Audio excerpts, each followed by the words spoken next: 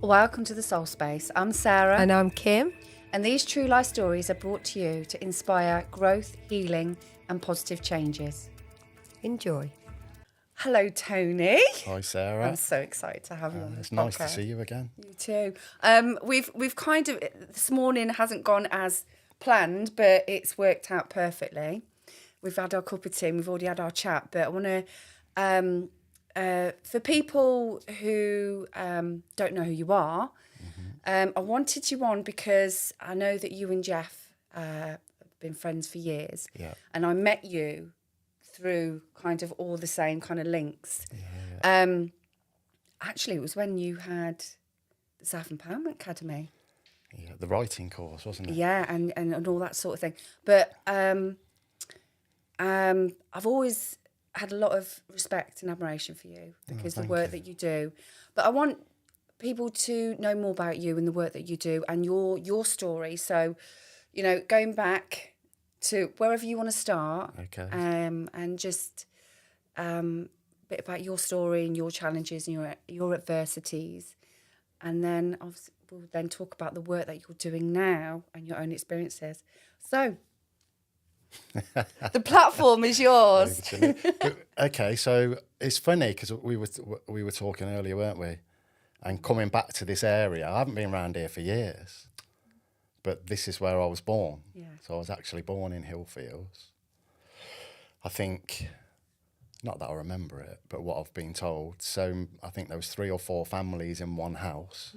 I was sleeping in a drawer. Oh, wow. So, then from there, moving to Woodend. So I was brought up in Woodend in Coventry, eldest of 4 brothers, which I loved Woodend as a kid because you could, well, probably not a good thing to say, Be but free back then because they had pluggy banks and everything, didn't they? And it was all that sort of. Remember my mum talking about all that when she was a kid. But yeah, sorry, carry on. No, it's fine. Yeah, that's what it was like. Just Yeah. loads of kids. Yeah. So it was like a paradise in a way. And just play football or over. It was surrounded by fields. So we'd go out in the morning and be gone all day. You know, it was good. Well, it wasn't built up back then, was it? Not so much. Like it is now. There's a lot No. of estates now, isn't there? And the children are a lot restricted, but yeah, very different lifetime. It was a big council estate. Yeah. Locally, it was nicknamed Dodge City. Oh, was it? It had one pub, the Live and Let Live. I which heard got- of that. Yeah, which got burnt down. It had one chip shop, which got burnt down. So it was an interesting place, but yeah, as a kid, it was great. Yeah. Yeah, and then I don't know how deep you want to go, but I went to Cardinal Wiseman School, and then from there left school. My dad got me a job in a factory, did an apprenticeship there, and then worked there. Lost the job when we finished the apprenticeship after 4 years. Everyone was made. It was the Margaret Thatcher time. Okay. So everyone was like laid off. And then from there, just worked in lots of different factories and out of work at times. And then eventually, a few years later, went into the fire service. Mm-hmm. So became a fireman.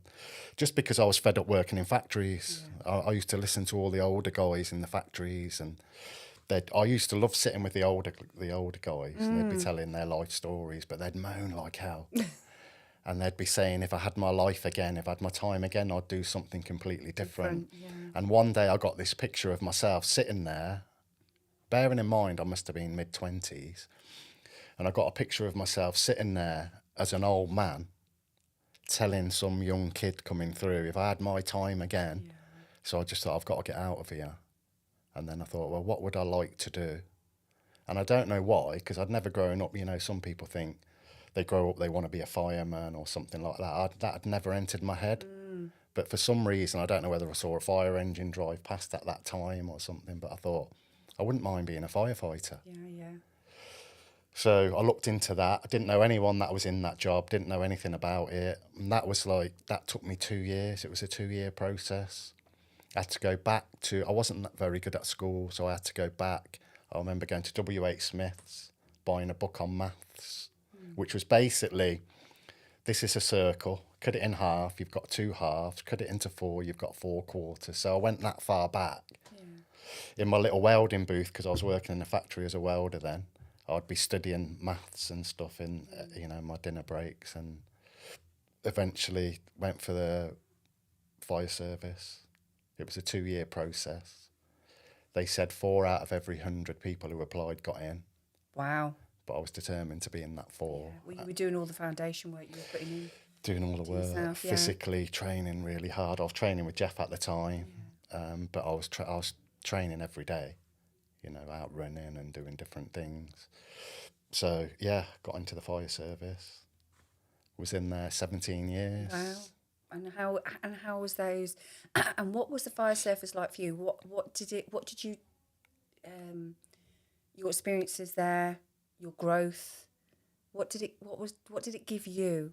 Wow. What did it give that's you, a good Tony? question. God, so many things. I think just getting in there itself was massive. Yeah. Because it was so hard to do. So that felt like a really big achievement. I hated it the first 3 months. Because the first 3 months you're on a training school. Right. So you're living on the station. We were basically, to this day, I'd still say we were bullied. It was all ex-army and stuff like that. So it was very, very disciplined. It was really disciplined, yeah. I think it's changed a lot now. And, I hated it. I used to cry at night in my bed. By this time I was married, I had 2 kids. And I'd be there just crying, thinking, I can't do this. It's overwhelming. It was overwhelming, yeah. But stuck with it.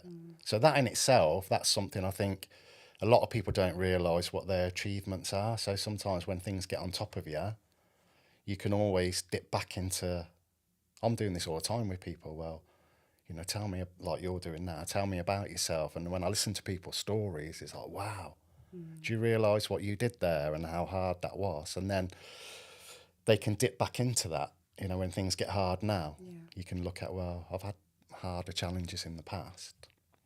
So getting in itself was massive. What did I learn in there? God, so much. About yourself. What grew within you? I think confidence. Yeah. The fact that I could, get into a job like that and work in a team.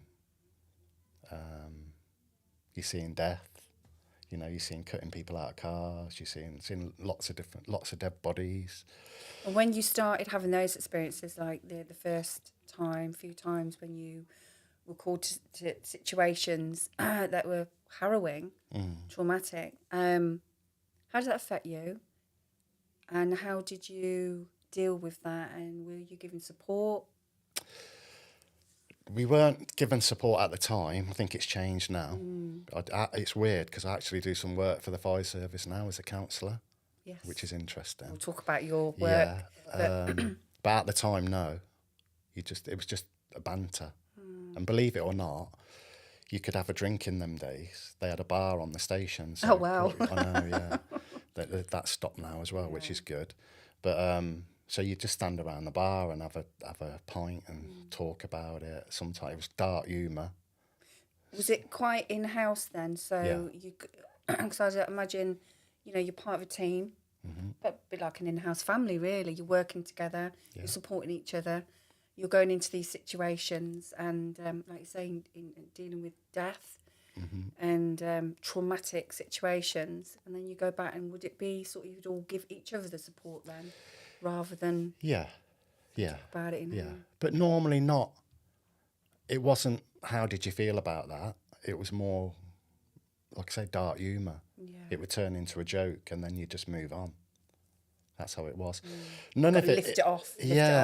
I'd feel sad. Excuse me. Obviously I'd feel sad for the people involved and families, and we went to that plane crash in Willenhall, do you remember? I do. Was it? Yes, I do. Willenhall Wood. Willenhall Wood, yeah. And there Wasn't that a cargo plane or something? It was a cargo plane, but there was 5 or 6 people on that. I heard that. Yeah, and they all died, And you could see the bodies, the burnt bodies. But I remember thinking then, times like that, because that was just before Christmas. So you'd be thinking, or I'd be thinking, God, this is someone's going to get this message. Yeah.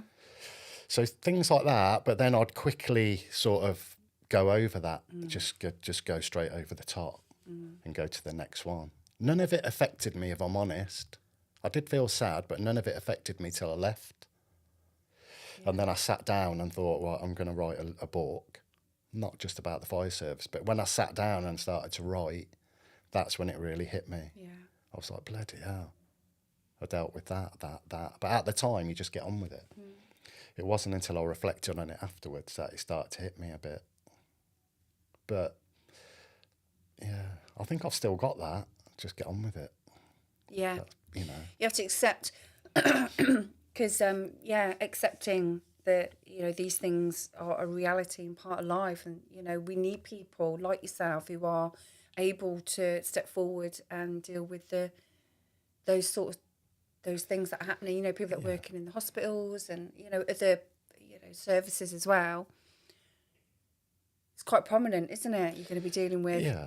Well, I think it's resilience, isn't it? I mean, it's that word's bandied about now. I've done some work around resilience, but I think that type of job, it used to anyway, attract pretty resilient people. But resilience doesn't mean that you don't get affected. No. It just means that you sort of pick yourself up and get, you know, you go again. Yeah. And I learned that a lot through Jeff as well, training with Jeff. Because that training was quite brutal at the time. I mean, there was no MMA stuff. He was sort of like the forerunner for all of that. Yeah. And Jeff was very big. If somebody put you down with a punch or a kick, you get back up. There was no sympathy. It was just get back up and go again. So would you say all the training and the things that you chose to put yourself forward to do and to learn and to experience really did sort of give you a really strong foundation for the work that was ahead for you? Without that, would it have been the same? No. Would you be able to deal with, you know, cope with it? No, and I think that's really interesting because even when I got into I know I'm jumping ahead here, but even when I got into the counselling side, my first two sort of placements, voluntary placements, one was mental health, and the other one was a hospice, Mighton Hospice. Talk a little bit about your experiences with those. Well, I think what I'm getting at is that whatever I've done, I don't know if this is deliberate or not, I've always gone at the deep end. Yeah. So I totally get what you mean. So with Jeff, I just wanted to do some martial arts. I've never really looked at what it was. A friend of mine says, we used to train in my garage, we'd just knock the hell out of each other. And he said, I know a guy who does he does a karate class. Do you fancy going? I said, okay. And that's how I met Jeff. Yeah. Just went along. But I didn't realise what a tough club that was. Yeah. So I've ended up with Jeff Thompson, who went on to become massive. Well, it's high level, isn't it? It's high level training, high level. Yeah, it was brutal. Everything. It's pretty mentally, brutal. physically, spiritually, emotional. Well, back then it was just physical, but it's changed. I can imagine. Yeah. It's evolved. It's evolved, yeah. Which you're meant to do within martial arts. That's the idea of going through grades. You know, when you get high grades, the idea is you're becoming more spiritual. At first, it's all physical. But even when I got into the counselling, the fire service, I didn't really know what I was getting into. I just went. Was it like a pull? Was it like a pull? Did you get any visions? Do you know what? In a sat nav saying this way, and you just sort of felt the pull? Or I've always felt that I've been guided. Yes. Always, since I was a little kid. You know, whether it's something my mum used to say, you've got a guardian angel. And I've always believed that. Yeah. Got no problem believing that. I think my one's worked hard. But, yeah. So I've always gone into deep. I think pain's a motivator as well, isn't it? So for me, being in that factory and picturing my life, for the next 30 years or whatever, just being a robot. And I'm not knocking anyone in the factory, fair play to them. Because some people, they love it, they're thriving. That is their purpose. They're in there, they're great for keeping teams going, and they like that industry, but when you're a creative or you're a healer, or you've got God, the angels, the ancestors, your divine mission purpose is of a different path, you're going to get pulled. Yeah. And you're going to get the nudges and the pokes and the prods. And you've got to go, haven't you? And yes. I think pain's a motivator as well, isn't it? So for me, the thought of staying in that factory it was too painful. Yeah. And they say pain and pleasure are two motivators. So sometimes, definitely. Well, sometimes it's like someone said to me a few times in my life, it's like you're sitting on a rusty nail, and it's not sharp enough yet. When it starts sticking in your backside, that's when you go, right, I've got to do something now. Yeah. So the factory was pretty painful for me. I think I was starting to get depressed. I hated it on days, and then they brought a night shift in, and I had 2 little kids, so I'd be going home, going to bed. I wasn't seeing my kids, and I thought, I can't do this. Yeah. So that was my motivation, really. But I've always, like I say, I've always ended up in even when I got into the counselling, like I thought, where are the challenges, right? Mental health, that'll be hard, so I'll go and do that. And then once I'd done that for 2 years, which I enjoyed, okay, what's hospice? That'd be hard, dealing with the dying. So I went and did that, so yeah, I've always took the challenge on. So you went through your free childhood of running around Wood End, being free bird.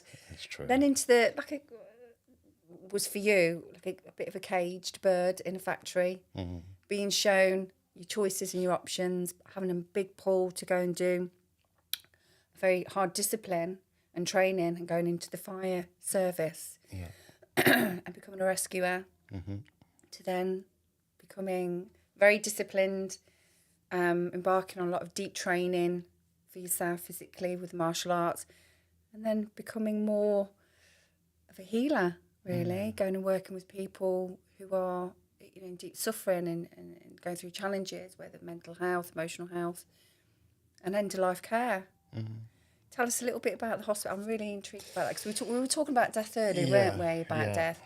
Tell us a bit more about your experiences and anything you want to share in regards to the hospice. Without saying people's names. No. Well, the hospice was an interesting one, because the place itself, Mighton Hospice in Warwick, it was just, wow. When I walked in there, you talk about spiritual, that had a real spiritual feel to it, just the place. Even though I was there 2 years, I didn't work with that many people, because you're working with people long term, so I probably only worked with maybe 3 or 4 people. I worked with some of the families. That was more to do with families, so people who had relatives that had died at the hospice. So it was more dealing with bereavement and grief, that side of stuff for me, than actually dealing with the dying.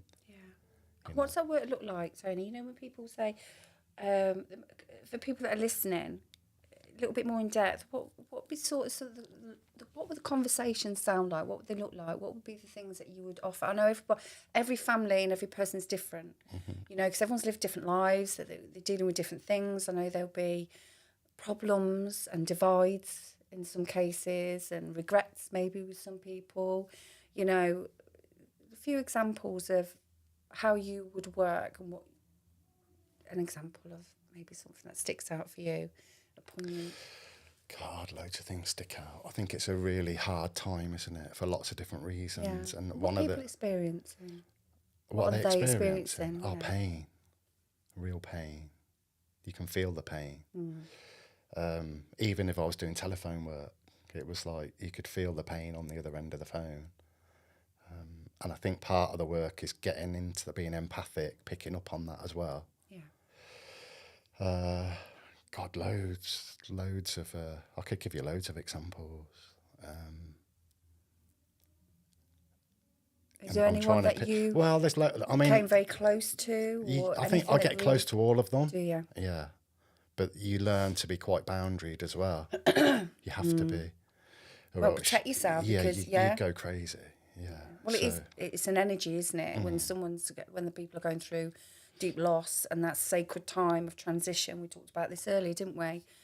That is a deep suffering, and yet when you're around grief and people going through that, you've got to kind of protect your own heart, haven't you? Definitely. You just stick it in, and then it's like, got nothing to give. You've sort of got to give, it's easy to say, but they say, you've got to be able to switch off a bit at the end and give it them back. Yeah. Or else you're taking it home with you. Yeah. Well, it's not ours, is it? It's not yours, is it? It's theirs, but... No. But I think the fact that you can step into their world for a bit, it means so much. You know, I've worked with people, especially around bereavement, and you think, I'm not doing anything here, I'm not achieving anything. But then afterwards, maybe a year or so later, they'll say, you know, you really helped me through that time. But it doesn't feel as though you're doing anything. But just, I always say to people, because people are always saying, well, what do I do here? Give me some advice. And I say, just listen. Hold space. Just hold space, listen to people, because that's massive. You're not, if somebody's lost someone really close to them, there's nothing you can say or do really that's going to make them feel any better. No. They've got to process that. But if you can sit with them through that process, we were talking earlier, weren't we? And I was saying when my dad passed away, going back to work, I was in the fire service, there was only one guy, and they were nice people who I worked with, but only one guy came up to me and he shook my hand and just said, oh, sorry to hear about your dad. Everyone else was sort of like, just kept away. Yeah. And I get that now, because we're not very good at dealing with death. People don't know what to say. So I've learned, again, maybe through this work, again, maybe the type of character, step up, just say. Like that guy did, sorry to hear about your loss. That's it. Yeah. So people know that you're there and you do care. Kindness, yeah. But I think giving people just again, it's the old saying, isn't it? We've got 2 ears and 1 mouth. Just listen to people. Yeah. It means a lot. It does. At so many different levels. Most of us don't feel valued, you know, so by listening to people, you're giving them your time, you're saying, look, you're worth listening to. Yeah. So... yeah, massive. But it's always sad because, you know, people fall out. I saw whole families fall out, nice families. Yeah. Somebody says the wrong thing and the whole family have got, nobody's talking to each other at a time where they really need each other. Yeah. Yeah, because emotions are so high. Yeah. And there's so many things that come to the surface when we're losing, especially if they're a key member of the family, you know. And, like a matriarchal figure of the family as well, that can bring an awful lot of things to surface, because you've got the younger ones and they're still, you know, they've still got things to learn. Like I say, it can bring up regret, unlock memories. It can, you know, bring up so much. People can get, you know, feel worried, like, you know, what am I going to do when they're gone? Who's going to be there? They can become very feel just lost. Definitely, can't they? Yeah. Well, I think it's even worse if it's a child. That's even worse. So yeah, I've done a bit with that as well. So that's painful. Yeah. Because you think, you know, I've got 2 kids, and even sometimes I feel like a bit of a hypocrite because I'm sitting with people and I'm there with them, and I've cried myself with them sometimes. Some people say you shouldn't do that, but it's hard sometimes. You can feel the tear and it's going to drop, and you're thinking, don't drop, and then you can feel it go boom. But yeah, and I think, well, if that was me, I don't know what I'd be like. The thought of losing a child. So that's tough. But again, you've just got to sit with them and go through it and let them tell you about them. And you do see changes. People do go through stages, and you see, you know, I always look for, you know, they might say, I can't listen to a voicemail, or I can't look at a picture of them. And then after a few weeks or months, they might show you a picture. It's like, oh, great. Okay. So it's starting to, you know, the American stuff of closure, I think that's a load of rubbish, but I get that.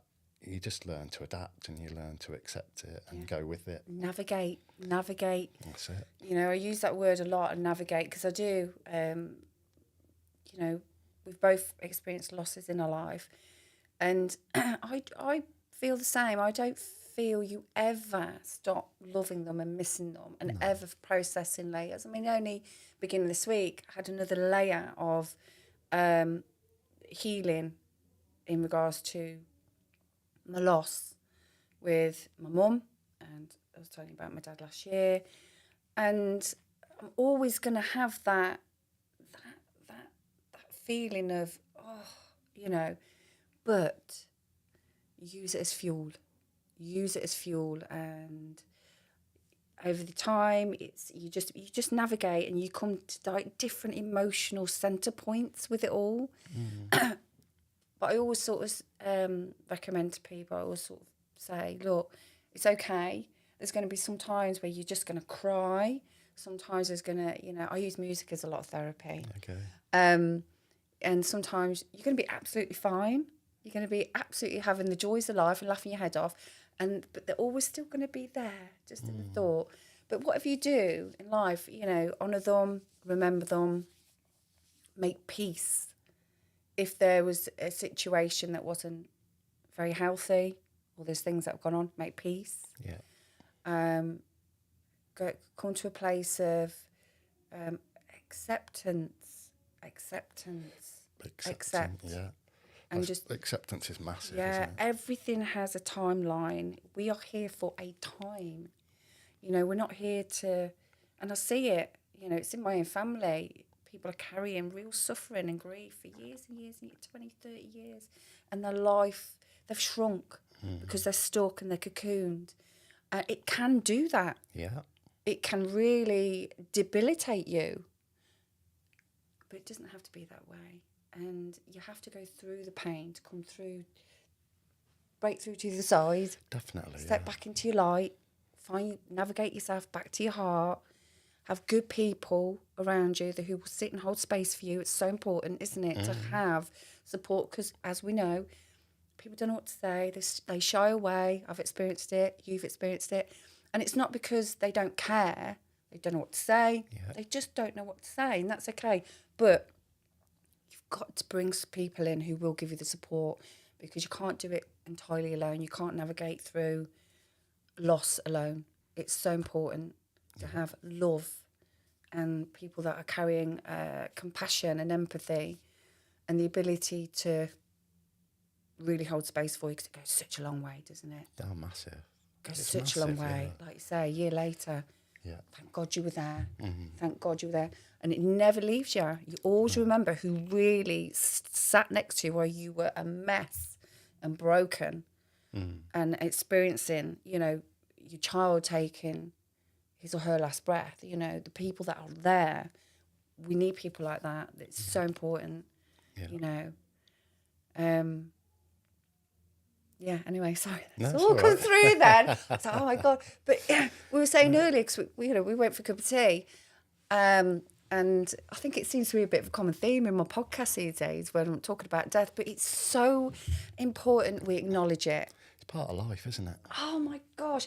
And, you know, we were talking about belief systems and people's experiences, and my experience is there is more after, you know. I believe that, yeah.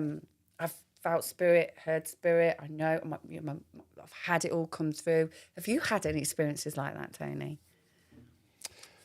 Yeah, quite a few. I went through a spell of going through spiritualist churches. Just to good old spiritual churches, yeah. I liked it. I liked the people there. But yeah, loads of. I'm trying to think of some now. There's been quite a few actually. But I remember when my dad died, there was a woman. I went to a spiritualist church the week he died. And then in that week before he was buried, I went to the church, and there was a woman there, and she was saying about she had a young lad in front of her, and she said that I'm covered in water, he's drowned, but he wants to say sorry. Yeah. And no one could, you know, I don't know if you've ever sat in them, but they say, can anybody take this? Yes, and nobody could take it. Some of it I used to find quite amusing. Yeah. You know, I've got a flower. Can anyone take a flower? And you're like, oh God. Yeah, well, everyone's working at a different level. We're not mocking anyone who's doing spiritual. I really liked it. Sorry, so but you know, I totally get it. Yeah, sometimes it's a bit vague, isn't it? No, come on. Yeah. Come on, give us names, give us dates, give us, this is what we're here for, yeah. But I always remember the guy who ran it, and his name was Marcos, nice guy. He said, someone questioned something, and he said, what do you want them to do? Hold a big banner up above their heads going, we're here. He said, sometimes those type of messages are as good as you're going to get. Yeah. But anyway, this woman, no one could take it. I never thought anything of it. Went to my dad's funeral, and loads of people were coming up talking about my dad and stuff like that. And this guy came up, he was talking to me, and never knew him. And then I said to my mum afterwards, who was that? And she said, that was one of your dad's friends. His son drowned. He fell in a river, and he drowned. They reckon he was only 16 or something. But he took drugs, or he was drunk, and he fell in the river and he couldn't get out. And I was like, wow. But, you know, I didn't So that he'd come through because Looked you're like the it. link Yeah. to his Yeah, dad. yeah, and yeah. obviously everything coming up. Yeah. It does work like that though sometimes, doesn't it? Messages do come through and it's a channel to go for someone else. I think that's how it's normally worked for Excuse me. me. Yeah. When stuff like that's happened. It doesn't happen all the time, but when it's happened, I remember another one. I couldn't sleep. I was in Spain. I'd gone to Spain to write my book. Jeff always takes the mick out of me for that. Why did you? I said I just wanted a bit of peace. And my wife's auntie had a villa there, and I knew no one was there. So I said, Villa "Can in I-" Spain, I write a know, book. yeah. Come on. I said, "Can I go out and use your villa?" She said, "Yeah," but I didn't. I just stayed in the villa. Wicked. I love that. And I'd go for a run every morning, come back. It was really weird because writing that book, the first 2 days, I didn't do anything. Because I'd said to her, like, I'll clean your villa, I'll do this, I'll do that. And I just kept distracting myself. And then in the end, sat down and started to write it. But I couldn't sleep. And one night, I had this, it was almost like a dream. And in this dream, I was in an office. I didn't have an office, but I was in this office in this dream. And there was a knock at the door, and a woman came in and goes, "Your next client's here." Right? I think I might have just started working as a counsellor then. Yeah, I was. I was working at Coventry University on their counselling team. Anyway, this woman came in. I'm trying to. I don't want to exaggerate it, but anyway, this woman came in, or somebody came in, and they said, "I've got a bracelet for this woman." I won't say her name. They said, "I've got a bracelet for this woman," and it didn't make any sense to me whatsoever, but it sort of stuck. So when I got back to Coventry, I spoke to one of the women who I knew. She was into spiritual stuff, and I said to her, when I was away, I had this dream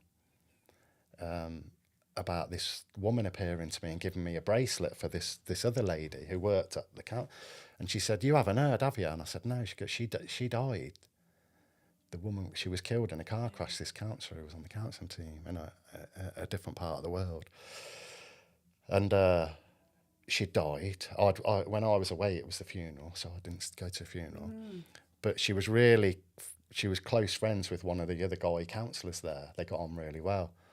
And so this woman went and told him, and she said, I don't know if this means anything, but Tony said that so-and-so came, he didn't know that she died, and he mentioned a bracelet, and apparently this guy went pale because her daughter came up and said, "My mum always wanted you to have this bracelet." Wow. So little stuff like that. I think dream world is amazing. Amazing the dream world is. Because we connect. You know, we travel, we journey, we're doing this, that and the other. Sometimes dreams can be a little bit discombobulating, can't they? And a bit fractured. But even in all that, there's messages everywhere. Yeah. But when they come through like that, they're really vivid, aren't they? Yeah. So I love that. Loads of little things like that. So your book. So you wrote your book. I wrote the book. I haven't done anything with the book, to be honest. At first, I sort of pushed it, but then I've just left it now. It's only on Amazon. Only on Amazon. It's It on is Amazon. on It's on Amazon. Amazon, yeah, What's it called? It's called Fighter, Rescuer, Healer. So You gave me a copy of Did that, I? yeah. Oh, okay. So the first bit was just growing up in Wood End on a Yeah. council estate. Because even though we were three, I was the eldest of four brothers, so there was a lot of, it was quite a rough estate.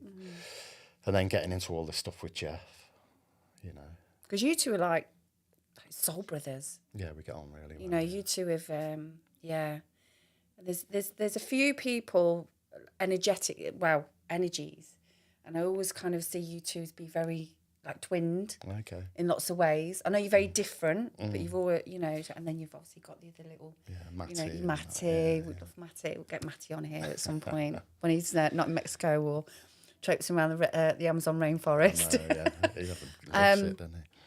But so you wrote your book. Then where did we go from there? I highly recommend the book, by the way. Thank you. I left the fire service, which, again, I just jumped. I just trusted that I'd be okay. Why did you leave? What was it? I think I just got... there was a few reasons. I think I was always thinking about it. One, I was always... This is quite deep. I was always trying to prove myself. Okay. So, I'd prove myself by going to, say, a boxing class or Jeff's class. Yeah. I'd prove that I can educate myself. I'd prove that I could get a job like the fire service. And do you know what? I'll prove that I can leave the fire service and I'll be all right, because no one left. It's very rare. I probably knew maybe 3 people out of the whole West Midlands fire Well, it is service quite a up there. secure. Yeah. It's a whole. Just not It's changed a bit now, but it was. Yeah, no it was one like left. a job for life then, wasn't it? Yeah. Really, you know, you got your, which Yeah, is it was a security. job for life, We yeah. all want security, don't we? But And it was a good pension and sick pay and all of that stuff. And it gave you a bit of significance as well. yeah, I'd never tell people that I was a fireman. If people asked me, I'd tell them. My wife would tell everybody, oh, my husband's a fireman. I thought, why are you telling people well, that? there's a whole thing with all that, Yeah, to be of honest. course, You know yeah. what I mean? Firemen, ooh, us ladies love the firemen, all that sort of thing. But Yeah, there is a respect. You Yeah. know, there is a great respect in that because of the things that you know sometimes that have to be faced. Yeah. You know, they're not easy at all. No, it's a good Fire's job. scary. Yeah, and I've still got loads of respect Yeah. for the people in that job, the people that do that job. All the public services, really. Yeah. And it's important that we do respect that because they're so important. Yeah. Without them would be, oh my gosh, Oh, what a definitely, mess yeah. everything would be. Yeah.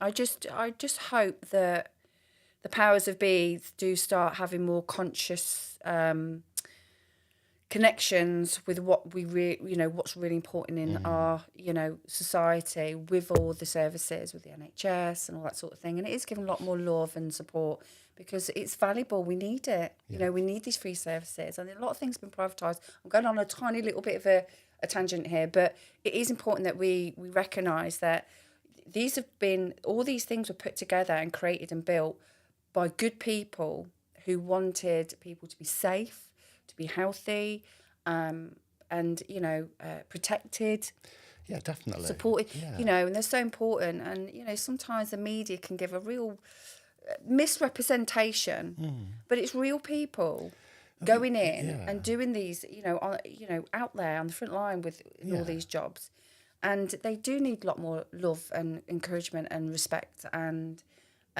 support. Because it's it's tough, and the powers that be that are creating the new systems, the new this, that, and the other, just come down and do the work before you try and dictate how things should be. I think most of the people in there go in there for the right reasons. They do care. But the people that are going in, they're good people. Good people, yeah. I've spoken to some Most of them, incredible yeah. policemen. Yeah.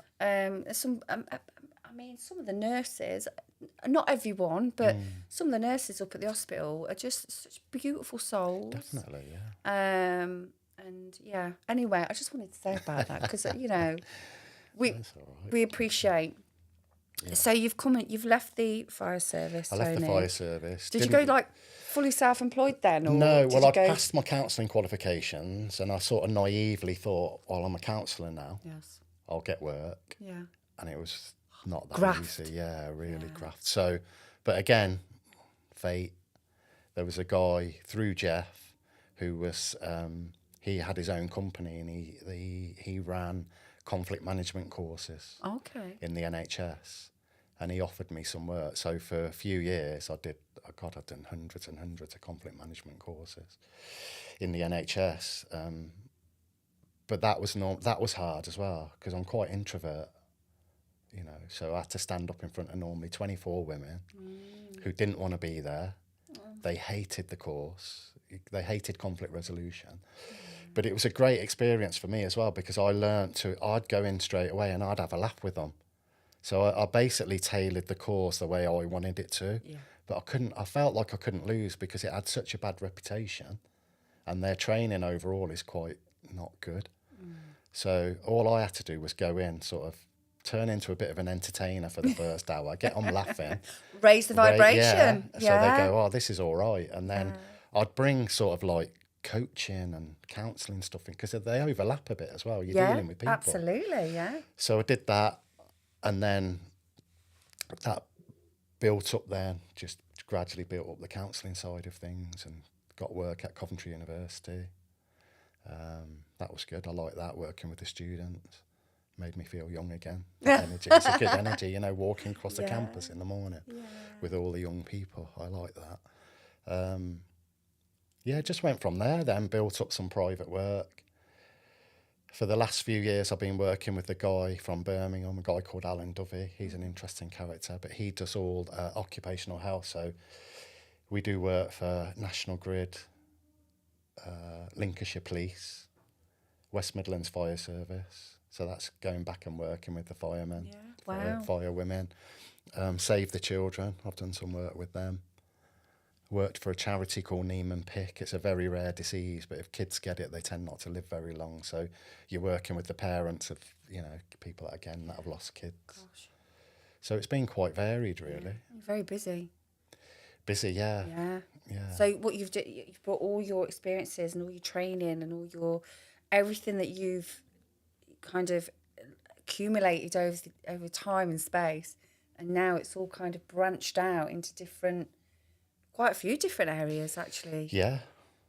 Well, the occupational health work is challenging because you're only supposed to have 6 sessions with people, but it quite often overruns. They're normally all right. But yeah, that can be anything: anxiety, depression, trauma, bereavement, people, relationships breaking up, all sorts. Yeah. So you literally are seeing a bit, absolutely everything. Yeah. Everything. Yeah. Gosh. Yeah. But the same sort of principles apply. Listening, Well, you gave me this. This is something. That's a model we use with people called SEEDS. Talk to us a bit about this. So SEEDS is basically something I would tell people right at the beginning. It's quite basic, but like we were saying earlier, I found through the martial arts stuff with Jeff that the simple, scruffy stuff works. People tend to overcomplicate things. Yeah. They look for really fancy answers and think, but you're not even doing the basics. Yeah. You know what I mean? So, oh no, I want to do this, but you've got to do the basics first. Yeah. So the SEEDS is basically, like I say, it's an acronym. The S is for social. So, one of the red flags I'd look for with things like depression and stuff, have they got friends? Do they live on their own? Are they mixing? Because one of the things that came out of all the COVID stuff as well, people were locked down. People didn't mix. I felt myself getting a little bit, whoa.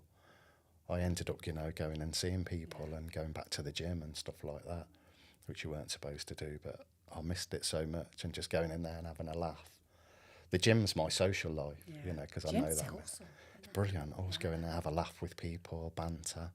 I think the lockdown really brought a lot of things to the surface for a lot of people. Yeah. Stuff that they'd been repressing or ignoring. I mean, personally, I thrived. I loved it. Did you? Oh, I didn't like it. Loved it. I was so connected. But anyway, so go back to SEEDS.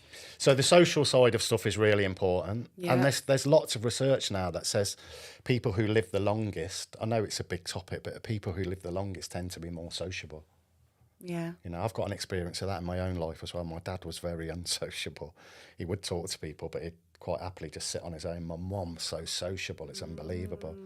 And my dad died 25 years ago, and my mum's, she got dementia now. I'm going to see her today, but she's still going. And she's still, even though she's got dementia, she's still like sitting with people and stuff. So the sociable side is really important. Getting out, mixing with people, even though if you're feeling depressed, you don't want to do that. But it's important, like you said earlier, even just listening to people, having people around you. That's important. It's life force energy. We're all sharing. Definitely. And, topping each other up. Well, if you're in the right social circles, that is. But it is. We're not solitary creatures. We're social creatures. We are. Yeah. We're like pack animals. We're definitely, and all we're those tribal, aren't we? Massively huge. Yeah. So we've got. I'll read it out Okay. and then we'll go through it. So 5 essential factors for cultivating and maintaining mind-body health. First one is social factor, just discussed. Next is exercise. We've just talked about exercise. definitely. Well, again, there's loads of research on that now, isn't there? That you release all the good hormones. Oh, endorphin city, isn't it? Serotonin city. Dopamine. And you're doing yoga now, aren't you? Yeah, I love yoga. I love that for you. Got into it a few months ago. Loving it. Going from kicking ass, punching and grappling and doing all the things. Because you've taught martial arts as well, haven't you? Yeah, taught a lot. So now you're doing yoga, and you've done sound bath. We talked about that earlier. You had an incredible experience with your sound bath, didn't you? I did, yeah. Oh my gosh. I'll have to get you back on again because that was just amazing. Then we've got, next is education. Keep learning, keep growing. Yeah. Because it's easy just to switch off. But that's important as well. Again, it's almost like exercise for your brain. Keep learning. Don't stay stuck. No. we're still growing and learning. Definitely. I feel like a baby sometimes. I'm like, oh my God, there's so much to learn and understand. And you've got to have the willingness. Just be open to, listen, you don't know everything.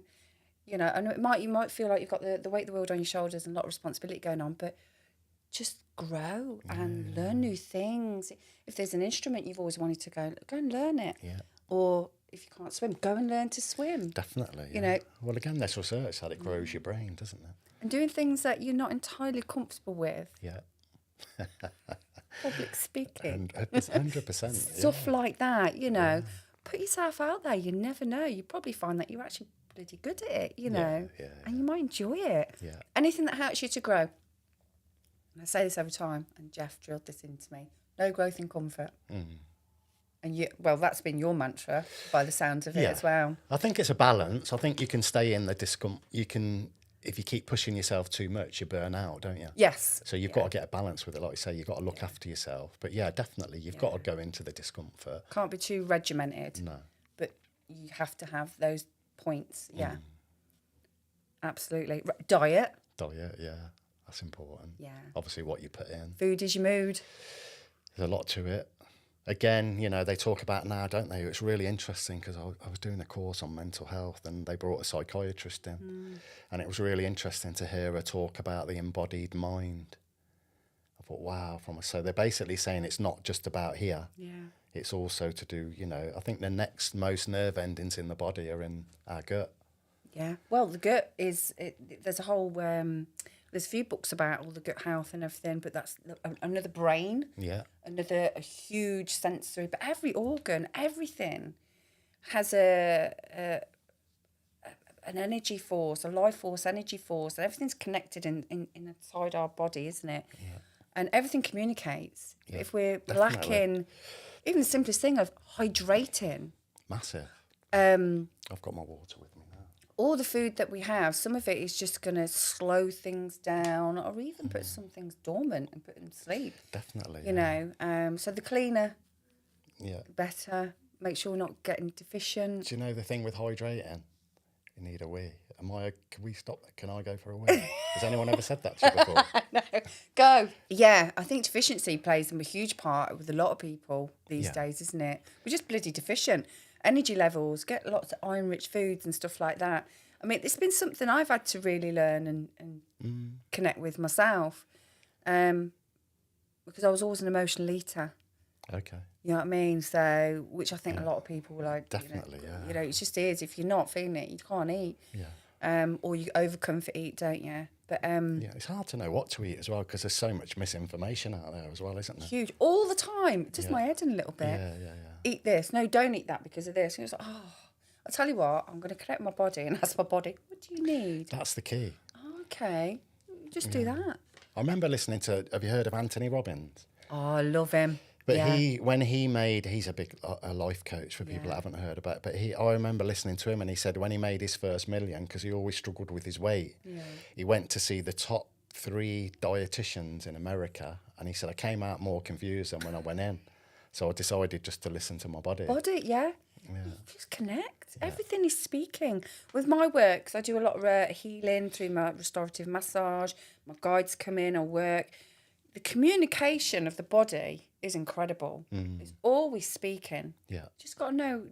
You just got to learn how to connect. We all have that ability. Kids are fantastic. You get them, sit, breathe, connect, talk to your body. Stuff that comes out of them instant. Our kids are brilliant. Yeah. They are. I love kids. But you know, again, this is, as we talk about quite often in the program, we're just not taught about these things. No. But once you learn how to do it, you can get so much guidance, can't you? Yeah. But yeah, just give your body what it needs. Make sure it's hydrated. You don't need to eat loads of food. You don't need to be feeling heavy and sluggish, but we need fuel, energy. So anyway, what was the next one? Seeds, isn't it? Sleep, yeah. Again, lots of research done on this at the moment. And the amount of people that struggle. My sleep's not always great, but yeah, that's so important. They reckon your body heals when you're asleep, and then it's looking at why you're not sleeping. You're not sleeping. Is it psychologically where you're finding it hard to switch off?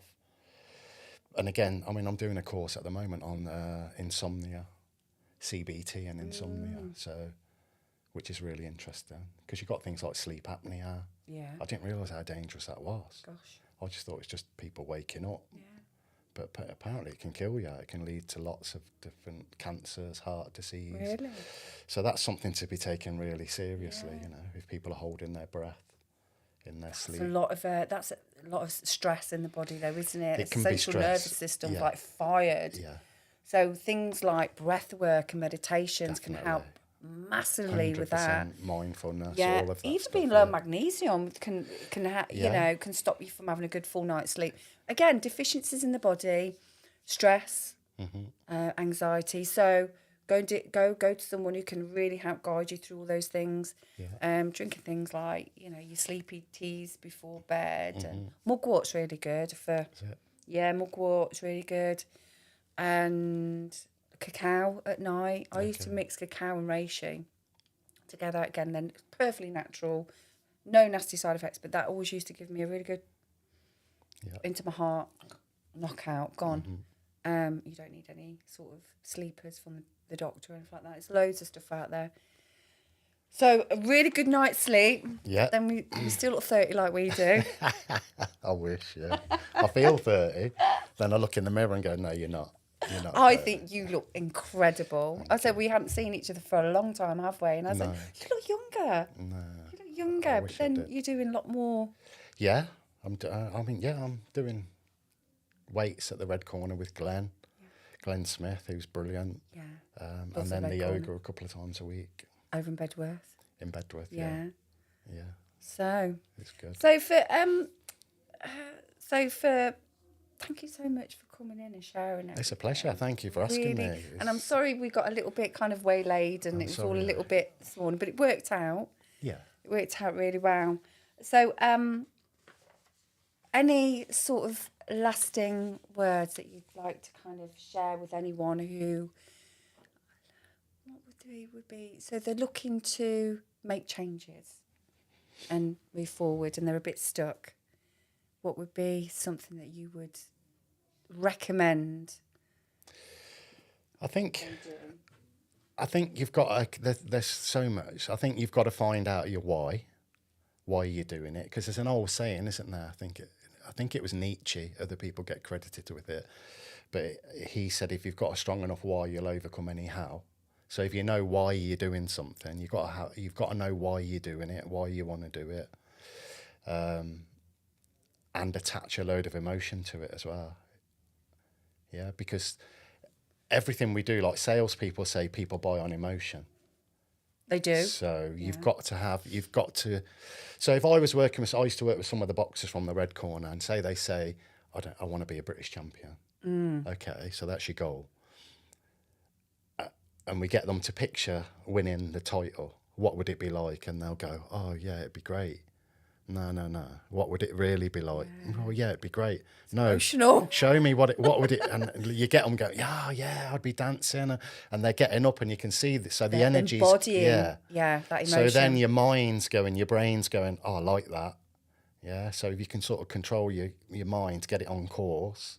So you can get we talk about mind, body, spirit. If you can get them all in a line, then they're all going in the same direction. But if you don't really know why you're doing it, as soon as it gets hard, you're going to stop. Yeah.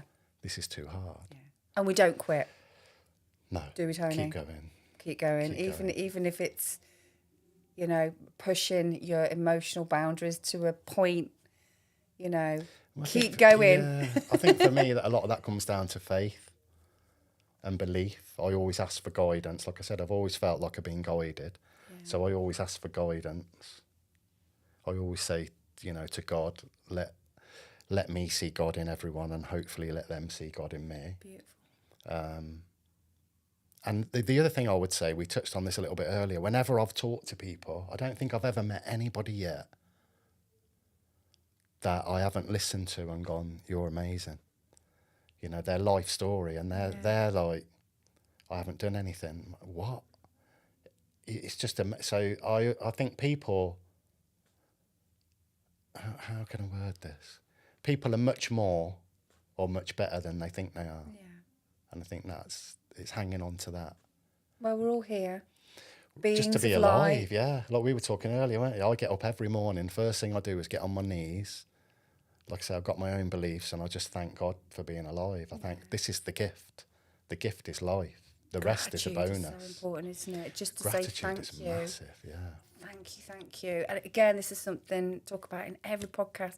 Just say thank you. Even when you're going through some of the most darkest times, there's always things to be grateful for. That is, you know, we've got food in our cupboards, we've got water coming out of a tap, you know, we've got access to world information, we've got community, we've got clothes on our back, we've got warmth in our homes, you know. Even if we are struggling with those basic things, we've still got them. Yeah. You know, and there's always someone who loves and cares for us. Yeah, but I think it's even more basic than that. As like I say, it's just being alive. Yeah. The I'm breath. alive. The breath. God's in the breath. As that gentleman said to you. We're alive. Yeah. We just opened our eyes this morning. That in itself is a big gift. We've got the opportunity and choices to do whatever we want. Yeah. To become 100%. whatever we want. Yeah. But give yourself some nurture and believe in yourself and 100%. know that you can do anything. Like you've made so many, you know, that person who all the way back then was sitting in a factory and had choices laid out. So your life journey and what you've, and the growth and the impact that you have because of your choices that helps and supports other people, profound. Yeah, definitely. And it's funny you say that because, I mean, we could go on for hours, couldn't we? But I still see myself at times, I still see that scared little boy on a council estate because it was rough. Yeah. And I was always quiet, you know, just as scared. And that scared little boy is still there. But I just, almost like metaphorically speaking, have to put my arm around him and go, come on, the adult me, I can cope. I completely identify with that. I have to talk to little Sarah quite often at times. Yeah. And she comes out, she's full of anxiety and worry and, you know, because the things that I experienced, and I have to kind of go, you know, you're all right. Yeah. Go back in time when I meditate to certain key points in my life and I whisper in her ear. And funnily enough, what I say has always been kind of a little bit of a voice that's come along, bit of timeline healing. But I totally get that, and our inner child is never leaves us because we are. You don't want it to. You don't want it. Do you know what? Some of the best compliments my son gives when we've got a good relationship, and he's in his 30s now. I won't say how old he is because he'd get mad at me. But he'll say to me now and again, he'll go, "Grow up, Dad." Right? And I'm like, yes. Because there's times I don't want to grow up. Yeah. I want to be a child. I know I'm being childish, like dad jokes, and I know they're But we crap, have but to I'm have crying. that. We have to have that element. Definitely. Because, you know, it's that's the joy element, isn't it? That's the light energy. When we're kids, everything is light. We don't have all the weight of the world yet. Well, we hope. No. But that's the little the boy, isn't play. it, Sarah? Yeah. There's the little boy, there's the scared little boy, but there's also the other side of that little boy that just wants to have fun and laugh and play and be play. innocent. Yeah, and just and we should never lose that. No. And we should always be connected to that. If you could go back in time and whisper in something in your ear when you were younger, what age should we choose? What should we choose? Well, they say, don't they, 0 to 7, they call the imprint stage. I think the thinking's changing on that now. They say up to 15. But I know, if I could go back and talk to me I as think a it little ever kid- ends. No. So let's pick an age. 10. I'm getting 10. Well, yeah. I was thinking even if I went, I would just say, you're a beautiful little boy and you're going to be all right. Yeah. You'll be okay. No matter what happens, you'll be okay. And I think that's true. I've always believed that. And I think that's the guardian angel stuff. No matter, it doesn't mean that you don't have hard times, but it just means, you know what? I'll be okay. Yeah. Keep going. Keep going. Keep going. And I always have been okay. I've been on my knees loads of times, but I'll always be okay. I'll And get for through the it. people that are on their knees right now, Yeah, keep going. keep going. Yeah. Get up, look in the mirror. You know, You're more than you think you are. yeah. Be And kind. again, yeah, and everyone's got different beliefs. I think we're on similar paths, but And my faith for me is massive. Yeah, I love that. And that's faith. Faith is something that has, over the last, well, I wouldn't say it's always been there. It hasn't. I felt quite the opposite at times. I knew there was more, but faith is a whole new, beautiful world of feeling. And it's something, it's like when you give over that control, I need to control everything that I'm doing and you know, and fix. It's like having faith that there is a higher power, Definitely. an energy force that is so much more than that, you know, that is in every molecule and every cell in our body. And we are, like we said earlier, we're connected to everything, aren't we? Yeah. Literally. Yeah, it's all connected. It's like, that's what I was saying to you earlier when I did the float bath. And I was lying in this bath. It's in the dark. People don't. You're in the dark. Your senses are sort of, the idea is to get rid of your senses. And I was floating there, going, "Give me a sign, God, give me a sign." And nothing was coming. Then it just clicked. I thought, this is what we're in. We're floating in God, like a fish in the water. Yeah. The fish doesn't realise it's in the water, but it's like us. Everything's God. Everything. It's just seeing it because it's right in front of us. We don't see it. Everything. The breath. Down to the breath. Everything. Without the breath. Yeah. We're here to experience, and I know we're coming up for time, and I know you've got to go and see your mummy. See my mummy. But yeah, we literally are here to experience life, be an expression of life and creativity, and grow through adversity and challenges. And remember something there's something that really comes very, very strong to me recently, even stronger than ever, is we are all love. We are all love. Yeah. And it's about finding our way home, which is here to the heart centre, which is where the connection is to everything. When you access and find your way back there, your faith, the things start shifting and changing and expanding, don't Definitely, yeah, 100%. I'm so grateful for you. No, thank you. Like I Totally. said, I appreciate you. It doesn't feel like all these years have passed by. No, but that's a good sign, isn't it? Yeah. Where you can just pick up with someone where you left off. I always think that's a good sign of a good relationship, isn't it? Yeah, definitely soul connections. Yeah. But I just want to say thank you so much, Tone. No, really, you. really do appreciate it. And yeah, I'd like to invite you back. Yeah, definitely, yeah. Time, come back on and share. We could talk for hours, couldn't we? I know there We had is an hour before we started, didn't I we? know, yeah. And there was I said when we would come out of the little coffee shop, I wish I'd filmed all that because that was just incredible. Yeah. But thank you so much again. Appreciate it. And thank you all for taking the time to listen. You can find Tony Simmer's book on Amazon. Yeah. Fighter, Rescuer, Healer. Mm-hmm. Brilliant. It's only on Amazon now. Yeah. Give it I highly recommend it. It's easy read as well. It's not like it's a nice easy read one as well. But yeah, it's really good. There's only one book on there. Yeah. Yeah. I've done another one, but it's only a short one, just like a little. We'll get that on there as well. Yeah. But thank you again, my darling. And thanks again. Whatever you're doing today, may be blessed. Love yourself. Find your way home to your heart. Put your music on. Do your yoga. Do your breath work. And just value each other and love the people you love and yourself. Thank you till next time. Thank you.